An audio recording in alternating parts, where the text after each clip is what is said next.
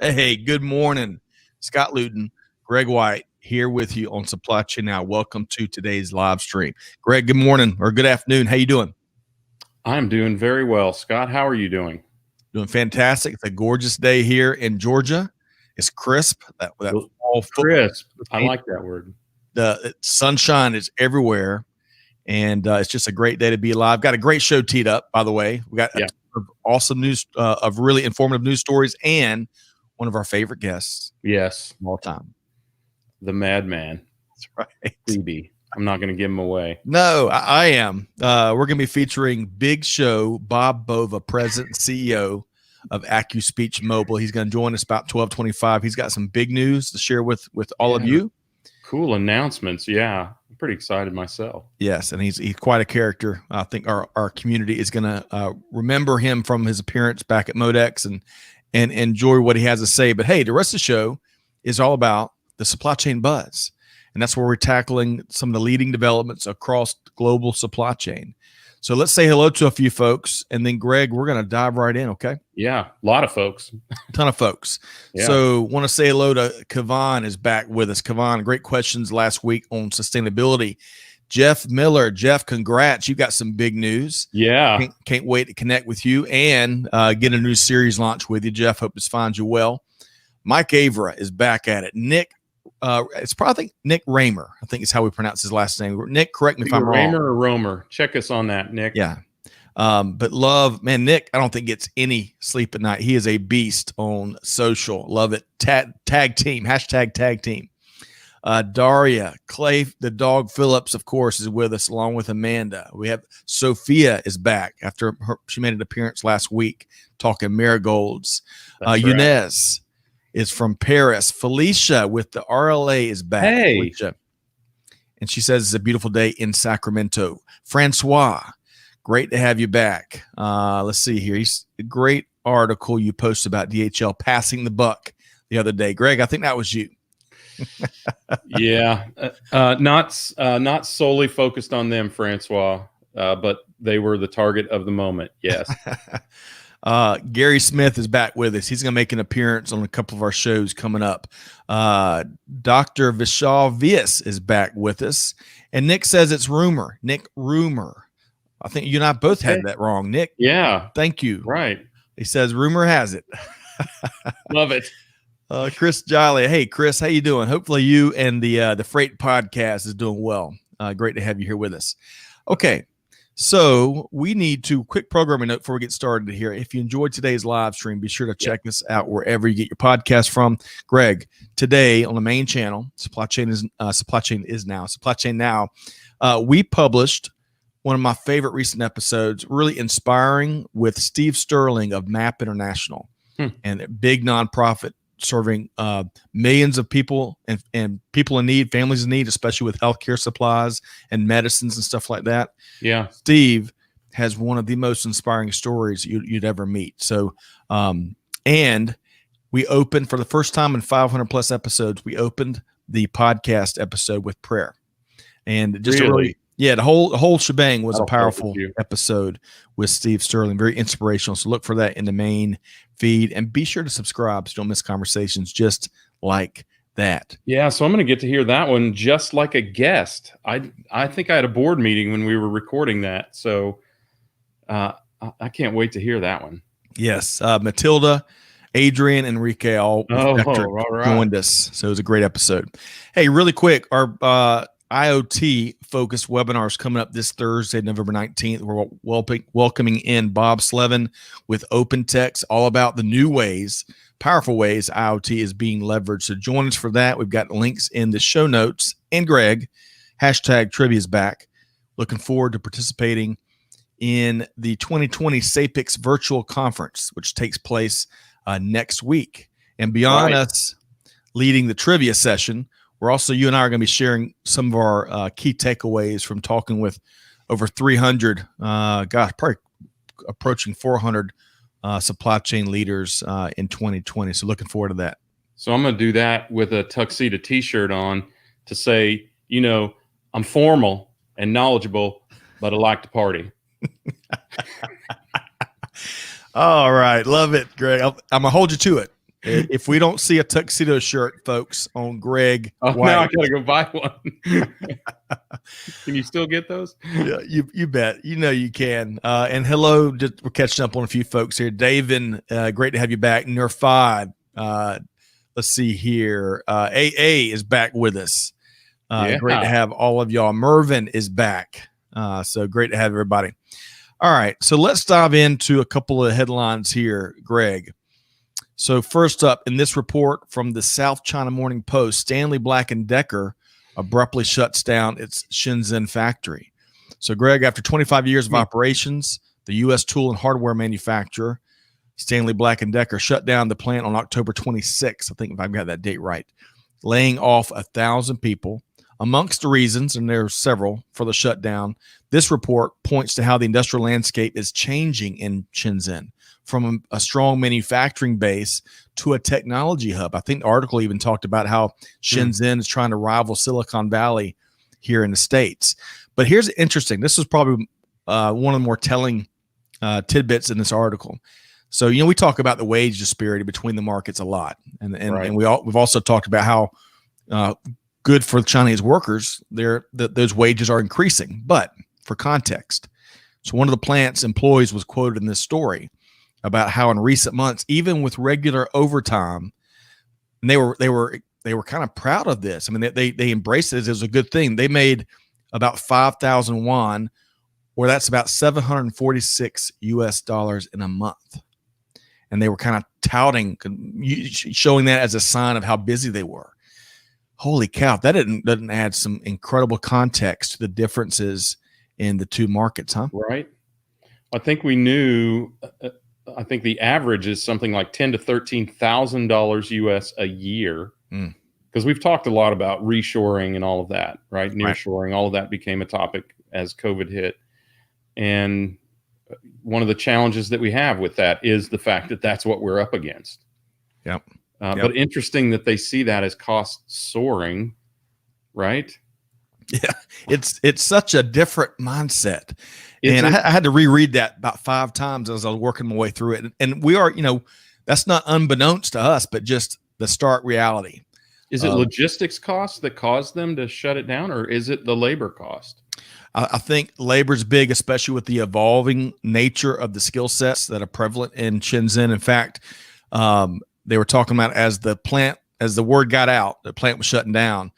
Within moments, there were swarms of HR leaders from other plants at their front door trying to recruit every single worker as they wrapped up. So strong competition for labor, amongst other reasons. Maybe they're going to try and use monkeys like they do for coconut milk. So speaking of which, Greg, Nerfad along those lines says Stanley Black & Decker moving to Greenland for cheaper labor, awaiting confirmation if penguins are allowed to work under PETA regulations. Penguins are socialists. They're not going to.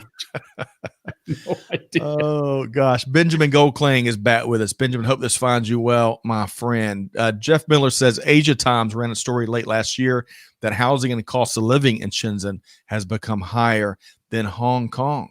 Wow. Marie Hurst says that the disparity between pay in China and U.S. is one of the key reasons a lot of jobs will never come back here. Yeah, that's good true. point there, Marie. All right, so moving right along, our second story here today. This is a really cool one. Fast Company is one of my favorite publications. It's not focused on supply chain. It's focused on a variety of things. So in this article from Lara Sorakonich, I think I've got that right, with Fast Company. The Clorox company shares some of the things they've been doing to meet unprecedented demand for its products. Now, Greg, one of our favorites here and the folks we've interviewed from Clorox is Rick McDonald, right? Best hair in supply chain and a super talented operations guy. Yes, former baseball player at Georgia Tech. Yeah, incredibly talented. Loves his workforce. One of the best things that he loves about getting out in his plants. Fantastic leader. Yeah. Yes, and we've got an upcoming episode with SAP we're going to be releasing here soon. But regardless, let's talk about this. So Lara interviewed Andy Mowry, Chief Product Supply Officer at Clorox. And Andy mentions, of course, something we've talked about, historic demand for wipes in particular, up 500%, and how production became complex due to social distancing. We've talked about that. But here, there are about 4 or 5 things in particular as he kind of laid out how they were meeting and as best they could to ramp up production. And so check this out. First, they educated their employees on the virus and implemented safety programs, and at the same time also worked internally to streamline the focus to really get behind about 15 SKUs. Second, they got with their supply chain partners behind each component. So think about wipes. You've got the canister, you've got the lid, the label, the substrate, the fragrances, and of course, you've got supply chains behind each of those items, right? They invested time into those supply chain partners to understand constraints and to share the best practices they are rolling out in their plants and their operations with their supply chain partners. Third, they added more than 10 external manufacturers to supplement production. And then fourth, they leaned more and more. They already had some smart factory technologies already in the works, but they had to lean on those more heavily. Portable, wearables, smart glasses in particular, because they couldn't pop engineers on planes to go, fix things or develop workarounds or innovate, on the factory floor. So they use these different communication tools so that engineers could really troubleshoot, remotely.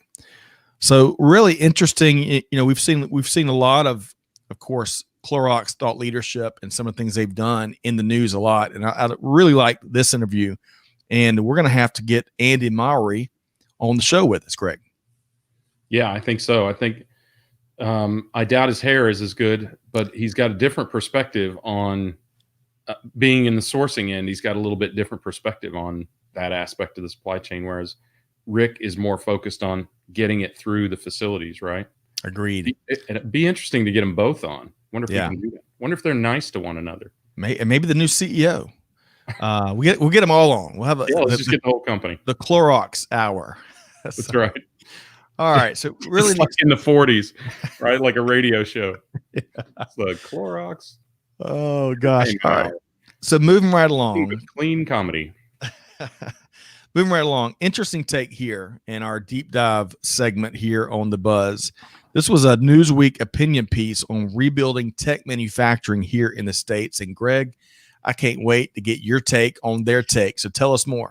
I have a feeling you're going to get a little bit more than you bargained for, Scott. I may have made a few notes here. So let me just give you a quick run through of what this is about. This is two authors, Dr. Henry Kressel and David P. Goldman, who are really established, studied, highly accredited, and involved deeply in the manufacturing industry, particularly for electronics and telecommunications and semiconductors, right? I can't really speak to all of the complexities of economics here, but after, 20 minutes of reading through this a couple times and 40 minutes of note making in terms of analysis, it appears to me that this is where they're at. They either pine for the world of physical things and consider that as what makes the economy go around. That's probably their paradigm from their days at Bell Labs and RCA Industries. For those of you who don't know, RCA used to make televisions and radios and that sort of thing. In fact, I believe they invented invented or were one of the first producers of the phonograph. Their logo was a dog with its ear to a big cone-shaped phonograph speaker. I'm not even sure if they're still in business anymore, but anyway, considering all of that, they opine on the dangers of supporting inefficient U.S. producers. Yet, in the very next paragraph, they lean toward government intervention. They're touting industrial policy, I'm doing air quotes here, to promote and protect U.S. manufacturing and providing subsidies to U.S. manufacturing in response to Chinese subsidies for similar manufacturing. And as an example, they suggest that the application of subsidies could have saved the U.S. solar panel industry. So for those of you who don't know, the Fraunhofer Institute at Georgia Tech invented solar panels. And in the early production was done by U.S. and German companies until China reduced prices by 67%, the cost to produce and subsequently prices by 67%. So in making their argument for subsidies, they kind of ignore, actually, they explicitly ignore the economic inefficiency of costly labor in Western societies. They ignore customer sentiment. And rather than encouraging greater efficiency in U.S. firms, they promote more subsidies, but then they state, with an exception. So subsidies should not be universal because they can create cronyism and the supporting of inefficient producers, right? Right, and the government getting behind, picking the winners and losers, which is a phrase we hear a lot about. Right, but they note as an exception, semiconductors and telecommunications should be that exception and should get subsidies, even in the face of potential cronyism. Now, look, the argument that they use is national security and the economy. I can assure you that the government military industrial complex recognizes the risk of having semiconductors and telecommunications created outside of the U.S. and that they've provisioned for that. They clearly have some awareness also of the economic implications as well. So even though they don't announce that properly, you can bet that the government has provision for that, precisely that risk, offshore chip and telecom production. It was interesting, speaking of the semiconductors that it mentions in an article, the U.S. invented the semiconductor. It's now a $400 billion global industry, and the U.S. has only been able to maintain a 10% share, according to the article. I thought that was really interesting. I think that what we have to acknowledge is that the production of things is economically too expensive in the States. Especially considering, and I'm going to get to that part of their argument as well here, but my thought is, if this were really an altruistic, an America First kind of campaign, that Warburg Pincus, Dr. Kressel's private equity firm, could easily invest enough of their $53 billion fund to help support and revive the industry if they felt it were economically viable, which clearly, if they're not, and they are not, they don't think that it is economically viable to do so. The subsidy of these industries, by the way, will not substantially change the workforce, the opportunities for the workforce, because even in China, where it is a large portion of the production requires highly skilled labor and intensive automation for the precision that's required to produce the semiconductors and that sort of thing. So this article to me seems to be based on either, well, look, they exposed their bias when they announced that the exception should be semiconductors and telecommunications, an industry that both of them have worked pretty substantially in, right? Dr. Kressel is a senior managing partner at Warburg Pincus, again, a firm with adequate means to facilitate this if they felt like it. So here's what I think they really want. It seems to be an appeal based on either clinging to this aged concept that physical manufacturing is the stronghold of America, and this presumption that physical goods are the only way we can elicit an exchange of value and currency. Or more likely, here's what they're after. More likely, the potential of the mentioned investment possibilities. They mentioned friendly firms in friendly nations, Ericsson and Nokia, and an appeal to the masses to incite them to compel the government to do as these experts suggest. So this is really a covert cash grab by opportunistic investors in this article, in my opinion. Wow. Clearly, with $53 billion under, that's B as in Bezos, kids, under management, they could instigate a solution today. Again, if they felt like it. That was really the goal. So look, this is a manipulation of public sentiment to try and get us to get government to subsidize using the rah-rah American worker thing, which is a complete farce because most of the development and production here is either highly skilled, not average waged workers, or automation. So just this is my notification to you. Remember, particularly with op-ed pieces, you are always being manipulated, always. And this is the manipulation that is, in my opinion, is underway here. Excellent sound analysis as always. And what I love, no, it really, we all, I think in this day and age, when you've got pieces like this that are proliferating out throughout traditional media, new media, you name it, it's not always about what's in it. It's about the objective behind it. And Greg, you always can see through that with such clarity. So regardless, an interesting conversation to be had, a conversation provoking piece. And we're going to talk a lot more about rebuilding the manufacturing industry here and what that will look like in the years to come. So good stuff there. Yeah, I think there are legitimate reasons to consider subsidies in the short term for these industries, but frankly, if they're not sustainable without them, it's too much of a burden on an already overburdened government with an incredible amount of debt, a lot of which is owned by, guess who? China. So can we really afford to go into further debt when our biggest competitors in terms of production, Japan and China, own a huge portion of our national debt? It's a dangerous play, and knowing that little bit about economics helps you see right through what their real goal is with this article. Yep. Moving right along, speaking of China, of course, a big development over the weekend.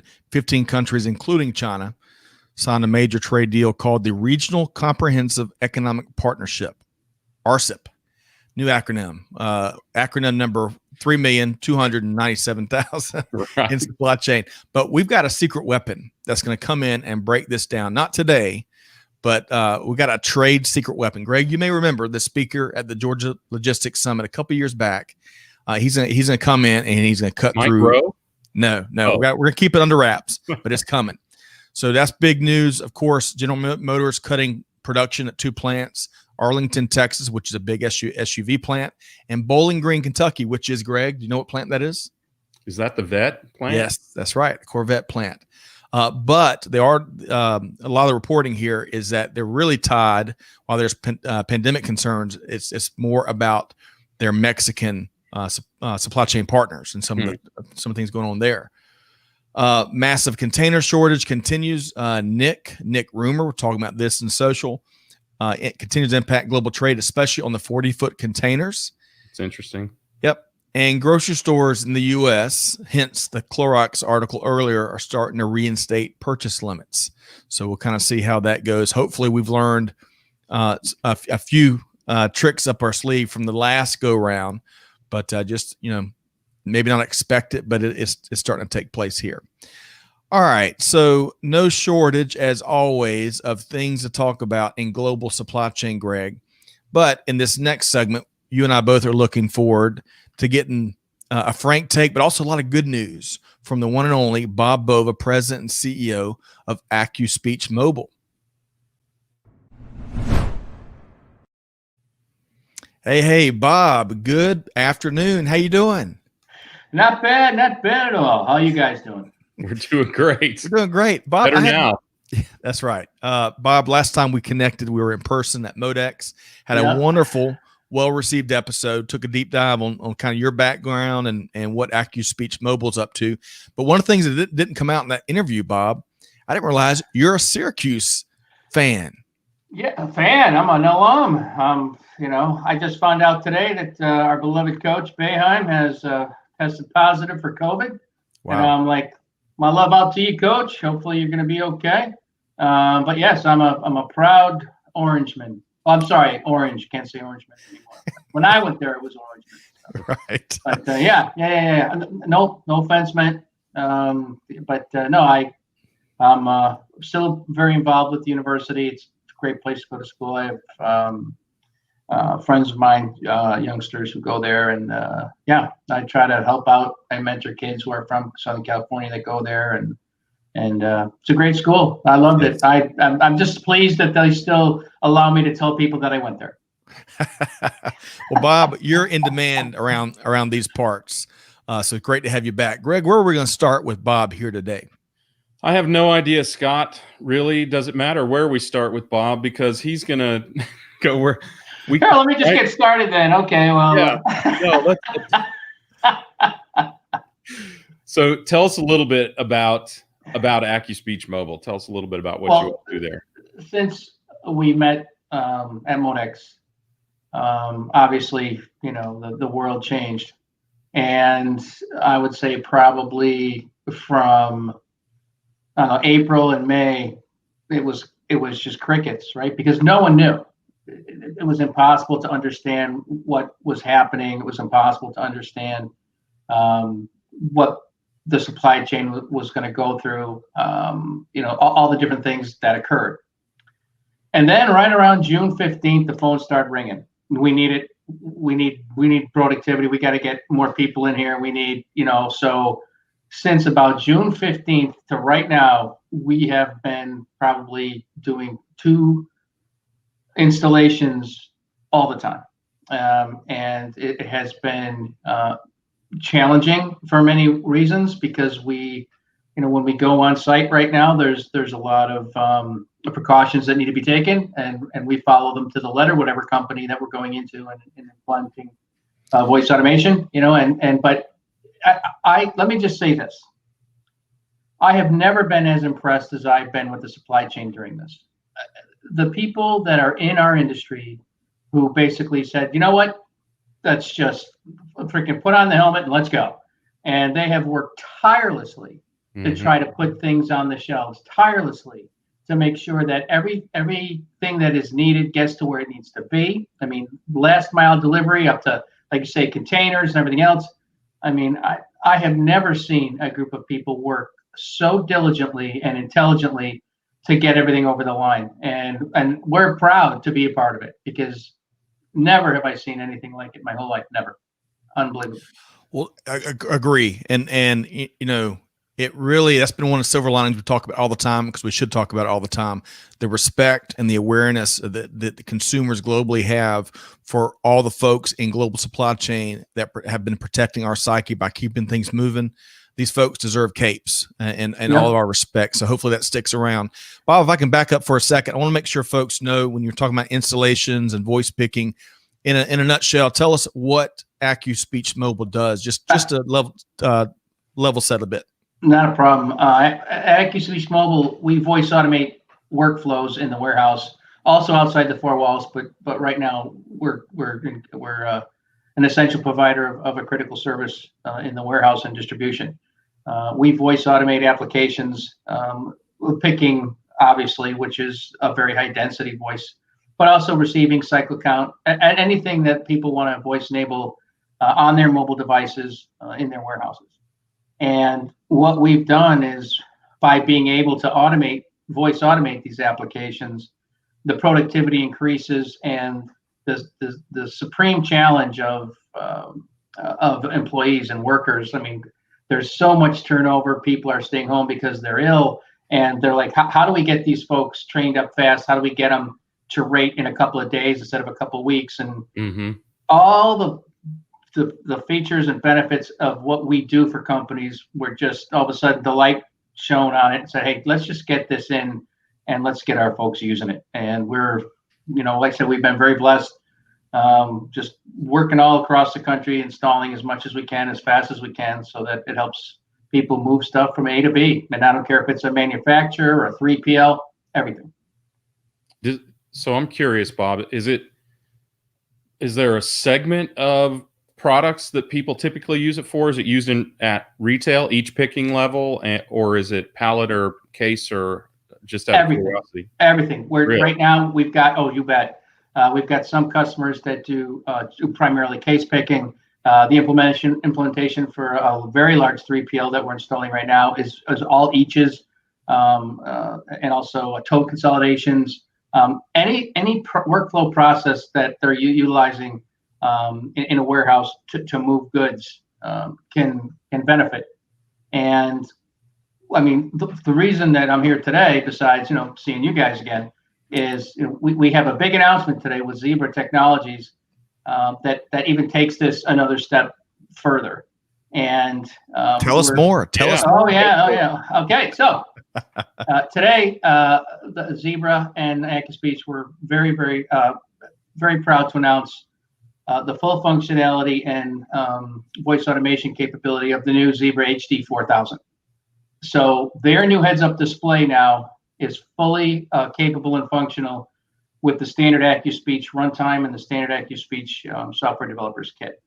So anything that heads-up display can do, we can actually voice enable it. We can push the applications to it. It can be integrated with anything that the WMS can do. It is a seamless integration for users, for training, for looking at images. Any capability that those glasses have now is fully functional with our voice capability. And when you combine that with the automation that we can put on, like, say, the TC7s, all of a sudden you have a fully functional and operational ability to have visual learning, have auditory learning, and you can, what does this look like? And you can see a visual of it, or where am I? And it'll tell you, exactly where you need to go, and you get to hear it. I mean, the combination is incredibly compelling. And, so it's like Google Glass for the warehouse, right? Well, I mean, does it have a little visual frame on it? Oh no, yeah, absolutely. And that's what I say. We have a go to URL capability that can show any type of image, and it can be tied to a barcode that was scanned, so you can see exactly what you're supposed to pick. It's pretty amazing. And the really neat thing about it is it does not require a battery. They're extremely light safety glasses. They don't get hot. Everything is connected right to the Zebra device. Wow. So it's really functional. I mean, basically what they've done is they've taken that promise, from 3 years ago, and combined with our AccuSpeech technology, the sky's the limit for this stuff now. And Zebra, they will continue to add, I would say, salient features to this, so that we can go, even more in terms of its capability. So Bob, I want to go back to a key point, because I'm hearing two big advantages here. Number one, even before the big announcement, it's about shortening that learning curve and getting folks up and running, being productive as quickly as possible, which is great for everybody, right? Yeah. Right. We all as worker bees, we all want to feel like we're being productive, right? It's good for the company, good, you name it. But now it sounds like with this big announcement and some of these enhancements, it's really increasing productivity levels, right? I think so, and accuracy. Accuracy. And so now wherever you go, and as these glasses evolve, you'll have the ability to utilize other capability where you'll be able to scan over a location and it'll highlight a location. I mean, where these glasses are going, and the ability to be able to control anything in the application that you're using or any of that functionality together, so that, again, we're automating everything, the glasses, the application, it's all one thing, so that now, users can say, hey, this is exactly what I want this to do. It'll offer, like, say, visual cues, auditory cues, but when we talk to customers now, there's still this move from Microsoft to Android, as you guys know. Right. But now we're saying, look, now there's so much functionality with the HD 4000. This is a platform for the next 10 years. You're going to be able to, now you have, the ability to have an intelligent wearable plus, an Android-based device, which runs all kinds of wonderful applications. The flexibility to, upgrade, update your WMS and all the applications on it. This is a big deal. And we have been just bombarded with requests for proof of concepts, for, on-site online demos. We do 3 a day. And wow. People, this is what people have been waiting for. A lot of companies can see it. Yep. Yep. It's like, and plus it's safe, right? You can see right through the glasses. You have a little, but it improves safety. They're real safety glasses, and I am just so impressed with the job Zebra did on this tech. It's amazing what we get excited about in supply. We had a show not unlike this where we were talking about pallets and IoT pallets and things like that, and everyone got really jacked up about that. But I totally get the value of this. I mean, imagine it has speak back capability as well, right? You said you can ask for a URL or a visual or whatever, right? Well, what we've done is what we've integrated into our standard the toolkit is by integrating with the glasses. Now you can, if you're going through like your we've automated the picking application, for instance, and now all of a sudden you're also wearing the glasses. If you scan a location or scan a product, we now have the ability within that grammar set to say, show it to me. Yeah. And then the capability we have, in our software says, okay, click on the go to URL. This is the barcode scan. Now that image can reside on the WMS server. It can reside on the internet. It can reside on the intranet. It doesn't matter. Just go to this URL and this part number and click on it, and it's bam, there it is. And by the way, pick 6. And then when you get to a point where if you come to that and all of a sudden, you say, well, gosh, there's like 6 cases are damaged. Well, then you usually have to go out and do, now with our stuff, just say damage 6. It does it all in the background, and you just keep going. Love it. Wow. Now you just go and go and going, and you can continue to do what you want to do with all using robotic process automation. All that other stuff in the background gets done automatically, and it's a real exciting time. And it's amazing how necessity is the mother of invention, right? So here we are in these very challenging times, and here's a tech that says, hey, let's just move this forward. And we're working with our channel partners saying, hey, let's move these customers from Windows to Android. Let's get them new devices. Let's port their stuff over. Let's add voice to it. And oh, by the way, if you want some glasses, you can add them whenever you want. So I want to get some sets for my kids, and we improve the efficiency of chores and picking up their room, right? Yes. Yeah. But kidding aside, I want to take a few comments from the audience here.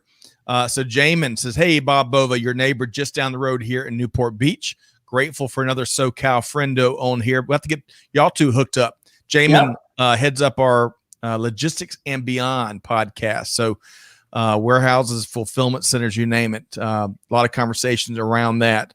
Also want to share, of course, Kavan says supply chain 4.0. I mean, what a great example of the industry moving forward. Let's see here. Oh, comments are coming in quick. Everywhere. Larry Klein. Yeah. David says, I can see a lot of useful applications for that. Larry Klein says this could be helpful in an inventory application or for a service tech to speak with a system subject matter expert to guide the technician. That's an excellent point. Actually, the real penetration that Google Glass has made is in mobile inspection, maintenance, and repair. But it's primarily just to make a call and either go have someone look at what you're looking at or to look at a how-to video. And what we want to do is we want to take that to the next level where you're actually doing data collection, where you're looking at you're looking at method and if it's damaged or and that's another step that we're going to take, that we've already been working with 2 companies on that already. But from the usage outside the 4 walls is very different than the usage inside the 4 walls. Right. And right now inside the 4 walls is, how do I get all this stuff from A to Z? And that's us being able to help that, delivering 25, 30, 45%, more productivity and eliminating errors and again, training people up faster. That's what it is now, because you guys had talked about, bringing manufacturing jobs back to the U.S. These big companies, they can't find enough people to work in the warehouse. They can't. There's not enough folks. Right. And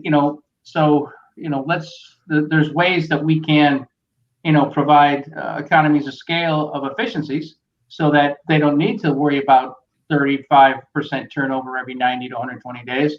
But also once you give people the best tools to work with, the chances of them staying increase. That's right. Significantly. Enhance that stickiness. Yeah, that's really important.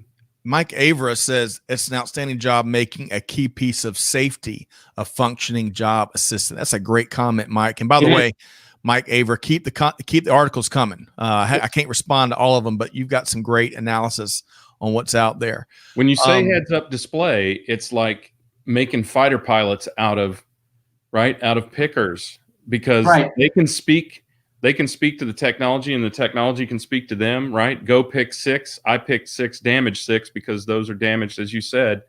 And the interaction is instantaneous that way. Yeah, great point. And it's it's just such a natural way to learn and engage in the job. Faster disposition. Yeah. There's no question. And the fact that we automate the application as much as we can automate it anyway, the fact that we can add all the benefits of this with a visual component. I mean, as you guys know, every warehouse you go in is different. I don't care if they all use the same warehouse management system. All those applications are customized and optimized to do the work that they do. Like, so when you can take this component and go another step and say, hey, this is what we can do for this. And can I say help? And you can put a little, okay, what can I say here? And you hear what the location is in. You can see the location up at the same time. Again, you're increasing the safety for the user. But I mean, there's so much capability. It's really pretty amazing. You can see that moving to the stores. If you think about it, not just because the stores are starting to become fulfillment facilities, but because the stores are so lightly staffed these days. And Bob, I mean, I've worked in retail. I know we've all been in a retail store. How many times have you asked where X is? And it's here, there, everywhere, right? Everywhere but where you are. And imagine the glasses being able to identify, hey, show me where X is. And it shows all the spots in the store where you might be able to do it.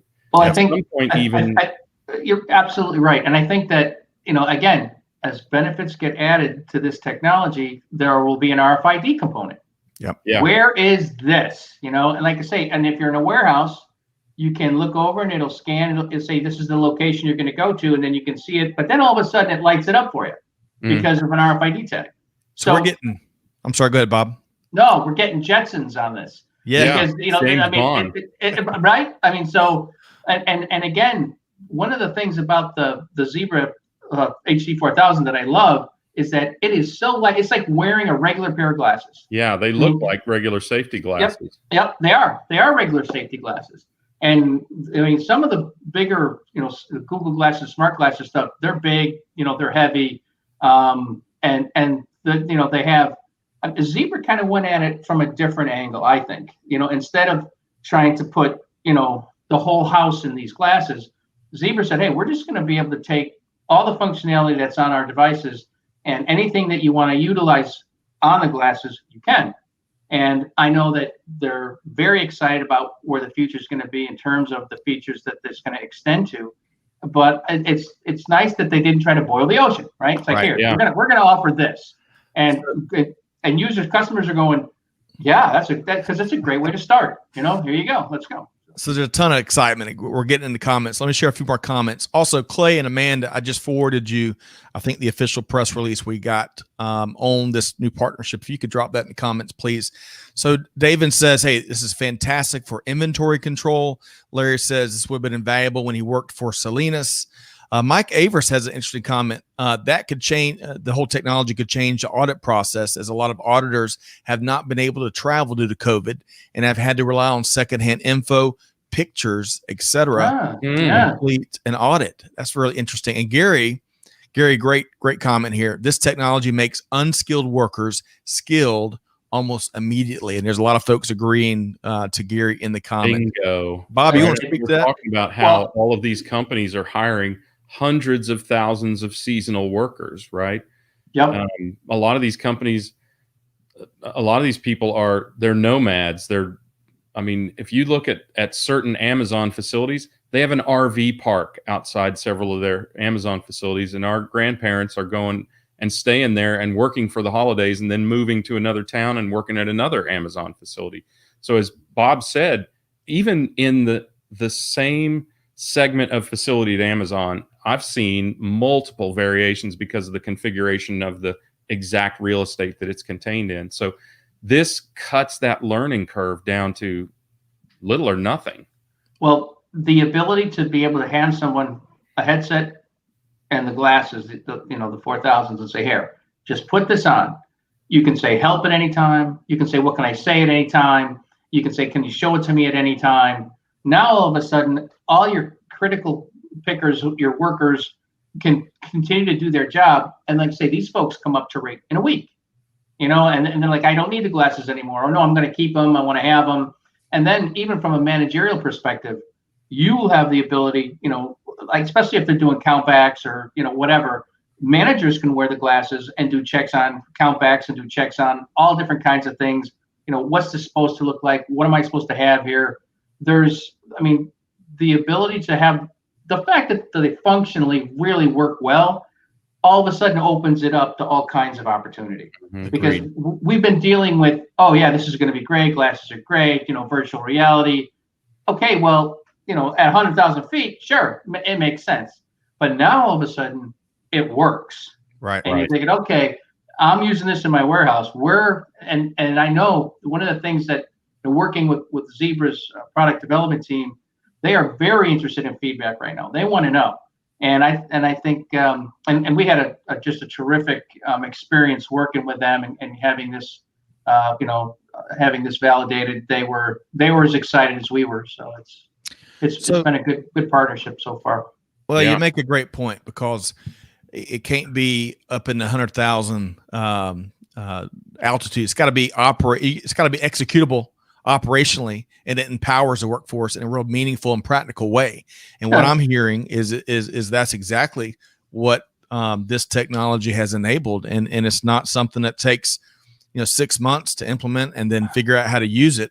But cutting down on that stand-up time to where it's really impacting the bottom line and impacting the workforce in a very meaningful way very quickly is what I'm hearing. Well, the thing that's very compelling, first of all, in the age of COVID, the fact is that the people are really working very, very hard to try to get everything where it needs to go. But with our technology, since we are a device-based technology, you can deploy one unit at a time. This is not one of those great big, you pull the big, what do you call it, the young Frankenstein switch, and everybody switches over, right? You can be having our technology already in, on like a TC7 series or a 6000 series, and all of a sudden you can buy a couple pairs and say, hey, let's try this, and you plug it in and you see how it works. And just like people deploy our standard, voice tech, it can be one at a time, 10 at a time, one warehouse at a time. It's entirely up to management, and that's a benefit where they can say, okay, yeah, this is great, but but we want to use it here and here. No, I had no idea we could do this. And so once you see that functional capability on your floor, right? Once you plug it into your device and we show you what you can do, then, that's one of the reasons we've been successful just, from our standard tech, is that, we optimize your existing stuff one at a time on a device if you want to deploy that way. This is exactly the same type of scenario. So it can be a strategic ad. Not necessarily everybody's got to have one ad, which I think makes it very compelling. So we've got a great question. Kyle Garcia. Kyle, hope this finds you well there on the West Coast, up in the Pacific Northwest. It's been a while. Kyle says, do you foresee these unlocking productivity efficiencies by tracking the picker's foot traffic? And he goes on to say, and adjusting picking locations, employees, and Marie mentioned something along these lines. Speak to that a little bit, if you would, Bob. I think that there are wonderful software applications now that run, especially in high density warehouses, where they do route optimization. I also think that there is an opportunity to collect more focused additional data on trends, like say routes, all different kinds of things. And we'll be making an announcement about that in the first quarter of next year. So as we become more and more. How well more, do you know Kyle Garcia, Bob? That's actually we went to different high schools. A little together. bit like a softball there. No, we went to different high schools together. No, I don't know Mr. Garcia at all. But one of the things that we noticed was as we continue to really get into workflow analysis and we automate these workflows and we see how companies are doing what they're doing, the ability to, again, be per device and get down to a very granular level, that information can be captured real time. Right. And some of our customers are going, well, that's actually kind of cool if I could see that. So we will in fact be, that's something that we're looking at very, very closely now.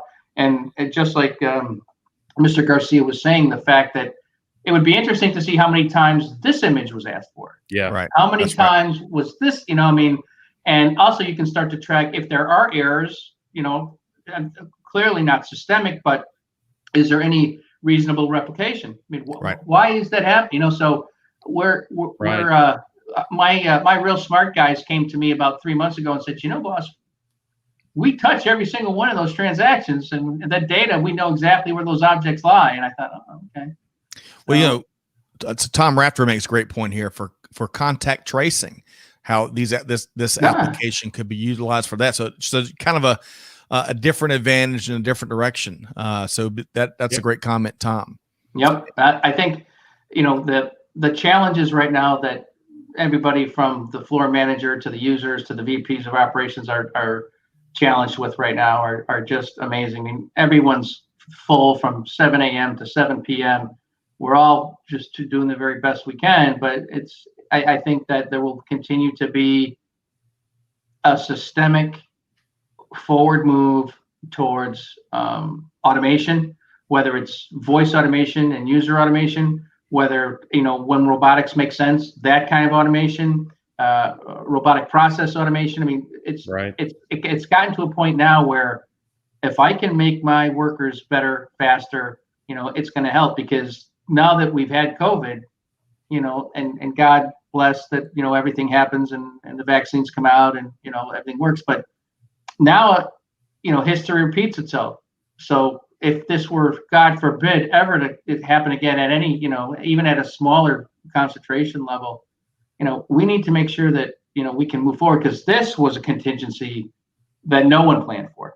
Nobody expected demand spikes like this. Nobody expected, the supply chain to, to have to just go at 1,000%. Right. And I think it's given everybody, a chance to kind of sit back and go, okay, I guess anything is possible, and it's true. Yes. So this is a whole new thing to have to plan for. How exciting for all those poor operations. Supply chain guys. Kevin Garnett, anything is possible, as he shared after he won a championship. But Greg, speaking of that, I shared with you over the weekend kind of a replay from an end of 2019, kind of a look forward into what 2020 is going to be about. And Greg and I got a lot of good chuckles out of our lack of foresight, but we've all were caught up in that. But Greg, I think you want to comment on what Bob had just shared there. Yeah, just real quick on that point. Someone just asked me for what do you think 2021 is going to look like? Strangely enough, that I reflected on what you had just sent this weekend, and I'm thinking, I'm not sure I want to do that. Yeah, right. Here, let me check my magic 8 ball here. Well, so keep it handy, because that's my question. I mean, I love hearing about what you guys are doing, and I think we all get the incredible value that it presents. I mean, just the number of ideas that have been presented here in the stream. I'm sure you've thought of them like Kyle's, but I think we all see what the possibility is. But as long as we are about to go into 2021, Bob, and as much as you've got your magic 8 ball handy, I would hate to let you go without asking you what else you see out there, whether it regards what you guys are doing at AccuSpeech or something totally else. What are you seeing in supply chain that has your mind share right now? The paradigm has changed. People talk about shifting paradigms all the time.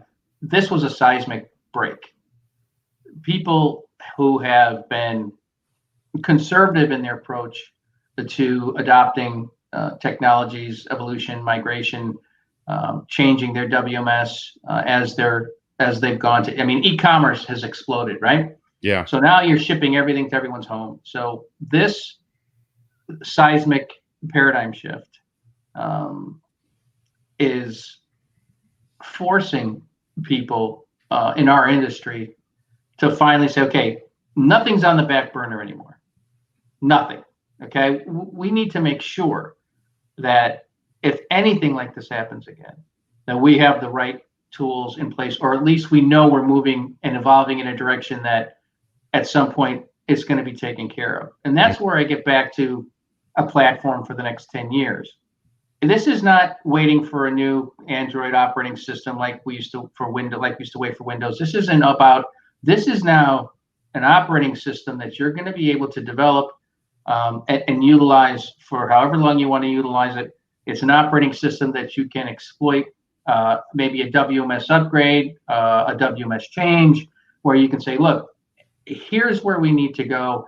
And by embracing that, there is going to continue to be technologies like the HD 4000 and other things that are going to come along that are going to be empowered by Android. That's going to change the way we do our job. And that was absolutely critical during this whole period, because we had to move, instead of moving 400 things a day, we had to move 400,000 things a day. Right. You know, so it's like, okay, so this could happen. Okay, well, yeah. So now all of a sudden it's like, okay, so what I see is the continued proliferation of micro fulfillment centers. I think we're going to see more of that, specifically in urban areas, because again, e-commerce has exploded. I want it at apartment 4C in Astoria, you know, on 12th Ave. That's where I want it. Okay. And by the way, I want it now. Okay. I need it now. So as that continues to proliferate, and it will, there's going to be a need for automation technologies in smaller warehouses. Yep. Which will of course lead to an evolution of some of the robotics, because they need to get smaller and work in smaller spaces, and we're seeing some of that now. I mean, it's going to happen. Yeah. But for you know, human employees, being able to put something on their head and in their ear that and being hands-free and saying, okay, Jimbo, go get them. You know, it's like, you know, go ahead, do what you got to do. Right. And being able to do multiple things at the same time, update, you know, you're doing cycle count, you're doing everything happening, you know, real time, and having dashboards, you know, if you're the floor manager saying, okay, I see this, I see this, I see this. Yep. I mean, you can't wait anymore. Right. You just can't. You have to have a plan. You've got to invest the money, and you really, now is the time. If not now, when? Yeah. Right. I mean, holy smokes. It's not a flavor of the month. This is like the e-commerce shifts. It's like the forward pass being introduced to football. I mean, it's here to stay, and it's only, we've got to figure out how to react to this new permanent buying patterns, consumption patterns, you name it. So love this this technology, this big announcement that AccuSpeechMobile has rolled out with the great folks over at Zebra Technologies. I want to share a couple comments and then circle back to Bob. Bob, in a minute, we will make sure we get you connected with our audience. But we've got a slew of comments from Sophia. Wants to know when they can schedule a free trial. Hey, just go to the website. Just go to the website. Click on the, you know, want to see it. I'd like either an on-site POC, or I want to see the demo online is great. Just, you know, yeah, absolutely. Love it. And we'll make sure we spell that out, because we do have it in the show notes too. But Mervyn says, hey, this is similar to what Greg had mentioned about box lock, if applied in freight containers to track the number of items and where they're being removed. Excellent point there, Mervyn. Kevon says, plan for resilience. Gary says, resiliency plus agility equals adaptability, the new supply chain paradigm. Kevon agrees with that. Here's one final question, and then we're going to make sure our folks can connect with you. AA says, and I hope this finds you well in the air capital of the world, Wichita, Kansas. Is it foreseeable that the system could collect enough data to prescribe optimized workflow and warehouse utilization in the near future? And Bob, what's your Reader's Digest answer to that? Stay tuned.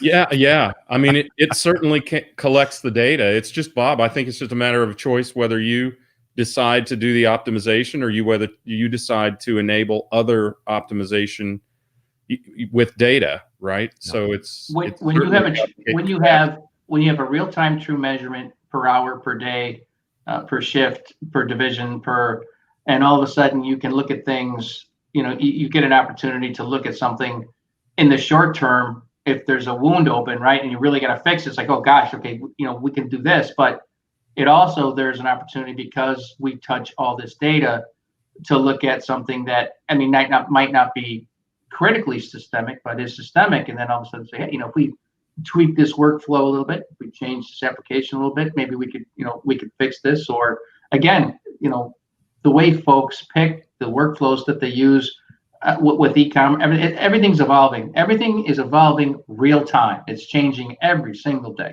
Sophia says supply chain turning a Black Mirror episode into real life applications. That folks like that. Great point, Sophia.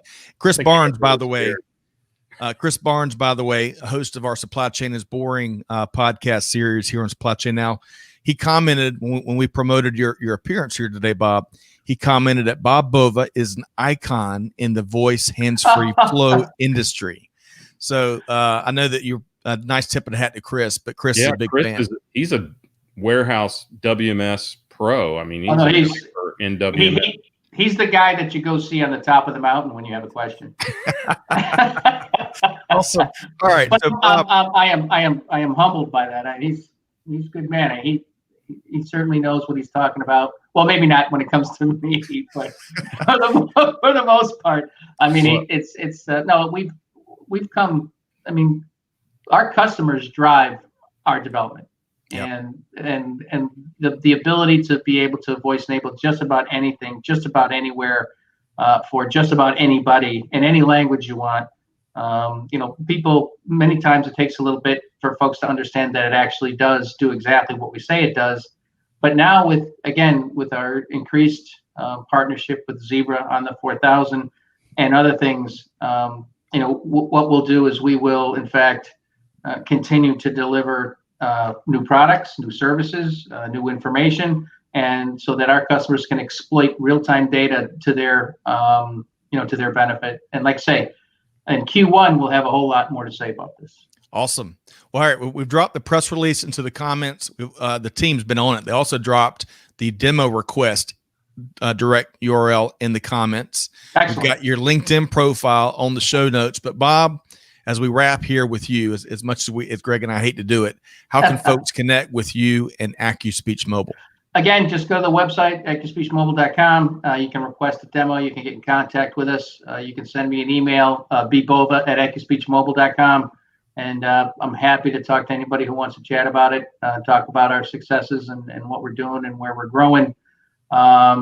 Please let us know, because we're proud to help. And I know a lot of you out there are just busting your butts trying to make good things happen. And we're here to help. So. Well said. That's a great place to. My dad said to say hi. Oh, awesome. Fantastic. Big Bob. Big Bob's, he listened to it and he's like, Bobby, when you talk to those two fellas, tell them I said hello. And I'm like, all right. All right. That is awesome. We got to bring him on. We'll figure that out. But really, that really is special. It's I just wanted to tell you. Well, we appreciate it. Yeah, Bob Bova. That's right, Bob Bova, President and CEO at AccuSpeechMobile. Congrats on all the big news. Congrats on moving and shaking and shaping the industry forward. And we look forward to reconnecting with you soon. Hey, keep doing what you guys do. All right. Awesome. Thanks, we certainly will. Thanks so much. Catch you soon. Bye now. Wow. That is, he's one of our favorites, and hopefully our audience can see why. Now everybody sees why. I mean, they are really changing things. And clearly Bob just cares about serving the industry. I got to tell you, there's a couple takeaways there. One is when he said, we prioritize what our customers ask us for, that is a lesson no matter what kind of solution provider you are. that the market is telling you what your solution ought to be if you'll just listen. I was thinking about Tequila Sunrise and some of the advice we give to founders on market research, and that's exactly the kind of market research that more companies ought to be doing, rather than saying, how can this help you, this thing that I've built, how can it help you? You should go to the market with an open mind and open hands and say, what can I give you that can solve the problems that you have? Right. Love that.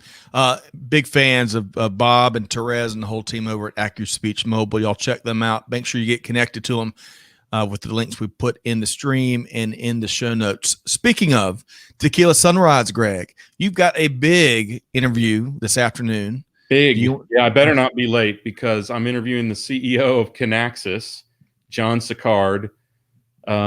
We did just a real quick discussion. Mostly he's like Bob in a way. Basically, he'll say anything in front of his marketing people, so they'll be off his back, so that when we do the recording, he can say whatever he wants. And he and I are. I'm gonna just give a little bit of a spoiler here.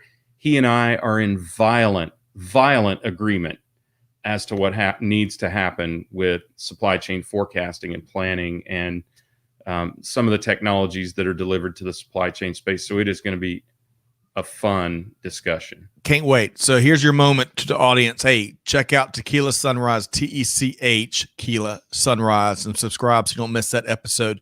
We've got some great comments here. So T Squared, hope this finds you well via YouTube. Yeah. And he's enjoying the nourishment so far. You got Sophia's dropping in Zebra HD 4000 links. Mervin really enjoys the work that Bob and the team are doing. Yeah. David, I completely agree. David says his passion shines through. You're in spades, right, Greg? Yeah, I mean, this is all he does. It feels like it's all he's ever done. I'm sure it's not, but it's all he does, and that is it right there. Yeah, Kevon, great call out. We love featuring folks that are really driving change, whether it's technology, innovation, change in industry, and that empowers the workforce and enables them to be more successful, or all the other change that we all have to acknowledge that the heavy lifting's got to take place. So great call out there. All right, so Greg, looks like we're dropping in the subscribe note to Tequila Sunrise 2. So they're on it today. Listen up, because this week is not John's episode. We're recording it today at 2:00, as a matter of fact, Eastern time. So everybody, make sure I don't say something stupid. And then we'll drop it a week from Thursday. Hey, one quick thing, Scott, before we go there. You said supply chain, the way that supply chain has changed is like the forward pass being introduced to American football. And all I could think is it's like the forward pass being introduced to American football with Patrick Mahomes being the very first quarterback, OBJ being one of the first wide receivers, right? And the screen pass being discovered at the same time. I mean, it's that kind of disruption, isn't it? You're right. It's just like all the evolution that could have taken and would have taken decades to change supply chain literally happened overnight. Literally. Yes. And the continuing that analogy you threw out there, it's also like when they introduced the forward pass. Back then I can only imagine the audience and the fans. What is this? And they were probably on the fence for a while. This is like where they immediately want that and only want that and want a lot more of it. Continue that analogy. Right. So That's it's a fascinating time to study the industry, and it's such it's so rewarding and fulfilling to be able to do that with all these folks in the community that always show up and comment and pose questions and pose their POV. So hopefully all of y'all enjoyed this episode of The Buzz, this bonus episode of The Buzz as much as we did. Greg, pleasure to do it with you. Always love reconnecting with Bob Bova and the team. We've got a variety of resources that we covered on the front end in the show notes, making it really easy. One click is all we're after. Greg, the last thing I want to share with our audience before we sign off is we dropped the new episode. What's that? Yeah. No. Go ahead. Let's hear it. We dropped a new episode of This Week in Business History. And if you're a big business history nerd like I am, I think you're really going to dig it. I uncovered a story over the weekend that was completely new to me. It was a story of Rose Knox. And Rose Knox was one of, believe it or not, you may not have heard of her. She's one of the leading business people of the 20th century. And what, in a small nutshell, you have to check out This Week in Business History for the rest of the story, as Paul Harvey would say.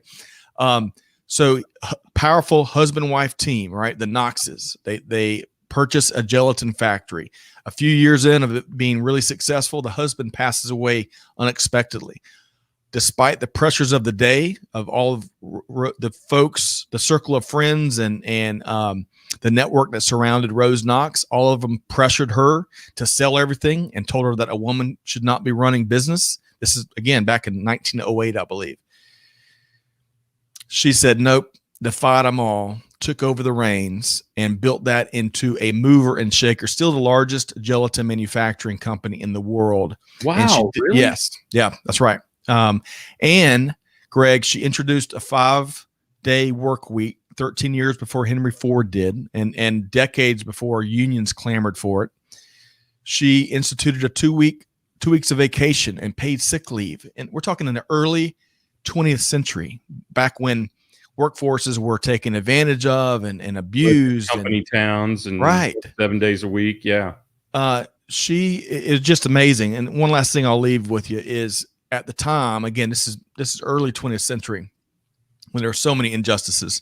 Well, at the factory, a 4-story factory up in, I think, Johnstown, New York, the back door was kept open because certain members of the workforce were forced to enter the factory through that back door. And the day she took over, one of the first things she did is close that back door. And she told the workforce, we're all men and women that work here, and we're all going to enter through the front door. That is what I'm talking about. That's the change, the bold change from folks that don't give a dang what folks think, but they're going to do the right thing, and they're going to change industry for the better. So check out Rose Knox and that story. You'll be as invigorated as I am. I hope. Hopefully, I did it right pretty effectively. Yeah.